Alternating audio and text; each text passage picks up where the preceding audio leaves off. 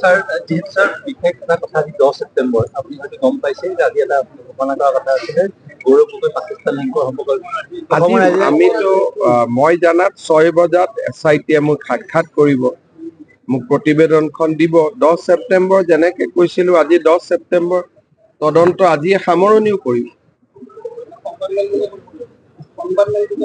মই সিনেমা কৰিবৰ কাৰণেতো খোজা নাই গতিকে ৰিপৰ্টটো পঢ়িব লাগিব আপোনালোকে সিনেমা এখনৰ অপেক্ষা কৰি আছে মই তেনেকুৱা সিনেমা কৰিব খোজা নাই ৰিপৰ্টটো দিব চৰকাৰে সূক্ষ্মভাৱে ৰিপৰ্টটো পঢ়িব আৰু চৰকাৰে ৰিপৰ্টটো পঢ়ি যি ব্যৱস্থা ল'ব লাগে তাকে ল'ব যদি আপোনালোকে ভাবিছে যে প্ৰতিবেদন দিব মই এখন সাংবাদিক মাল কৰি এখন সিনেমা কৰিম আপোনালোকে ৰাতি টিভিত ডিবেট কৰিব টক শ্ব' পাতিব চৰকাৰ তেনেকে নচলে চৰকাৰ গাম্ভীৰ্যতাৰে চলে চৰকাৰ এটা প্ৰক্ৰিয়াৰ মাজেৰে চলে আৰু এইটো যেহেতু বহুত ডাঙৰ গোচৰ এটা আমি গোচৰটো যাতে কোনো পৰ্যায়তে তাক আমি এটা আকাংক্ষিত লক্ষ্যলৈ লৈ যাব পাৰো সেইকাৰণে আমি তাক প্ৰক্ৰিয়াৰ মাজেৰে আমি আগবাঢ়ি যাম ইয়াতে আমি ৰিপৰ্ট এটা দিলে মই গুৱাহাটীত সাংবাদিকসকলক মাতি ললো তাতে আপোনালোকৰ আগত প্ৰমাণখিনি দিলো এটা টক শ্ব' হল গধূলি প্ৰশান্ত ৰাজগুৰু বহি গ'ল অমুক বহি গ'ল এই ধৰণৰ পৰিৱেশ এটাৰ কাৰণে আমি তদন্ত কৰা নাই এইটো এটা খুব সিৰিয়াছ ইনকুৱাৰী দেশৰ সাৰ্বভৌমত্বৰ লগত জড়িত এটা তদন্ত আৰু দেশৰ ৰাষ্ট্ৰীয় সুৰক্ষাৰ লগত জড়িত গতিকে ৰিপৰ্টটো দিব 6 বজাত মই পঢ়িম তাৰ পিছত যি ব্যৱস্থা ৰিপৰ্টটো পঢ়াৰ পিছতহে মই গম পাম যে এই ৰিপৰ্টটোৰ ওপৰত কি ব্যৱস্থা ল'ব লাগে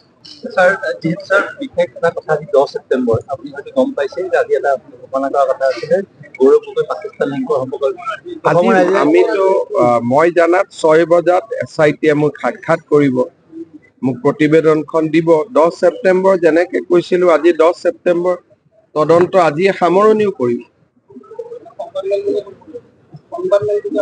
মই সিনেমা কৰিবৰ কাৰণেতো খোজা নাই গতিকে ৰিপৰ্টটো পঢ়িব লাগিব আপোনালোকে সিনেমা এখনৰ অপেক্ষা কৰি আছে মই তেনেকুৱা সিনেমা কৰিব খোজা নাই ৰিপৰ্টটো দিব চৰকাৰে সূক্ষ্মভাৱে ৰিপৰ্টটো পঢ়িব আৰু চৰকাৰে ৰিপৰ্টটো পঢ়ি যি ব্যৱস্থা ল'ব লাগে তাকে ল'ব যদি আপোনালোকে ভাবিছে যে প্ৰতিবেদন দিব মই এখন সাংবাদিক মাল কৰি এখন সিনেমা কৰিম আপোনালোকে ৰাতি টিভিত ডিবেট কৰিব টক শ্ব' পাতিব চৰকাৰ তেনেকে নচলে চৰকাৰ গাম্ভীৰ্যতাৰে চলে চৰকাৰ এটা প্ৰক্ৰিয়াৰ মাজেৰে চলে আৰু এইটো যেহেতু বহুত ডাঙৰ গোচৰ এটা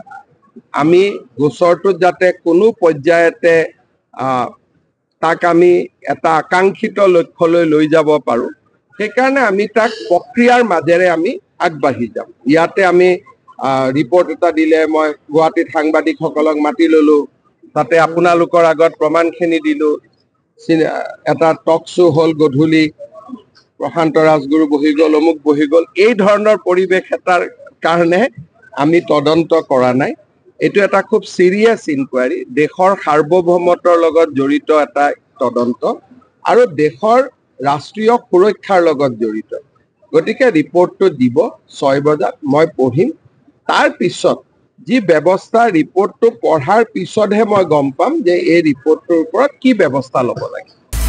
আপুনি বিচৰা বাতৰি পাব কেৱল নিউজ 18 এপত নিউজ 18 এপ ডাউনলোড কৰিবলৈ স্ক্যান কৰক এই QR কোড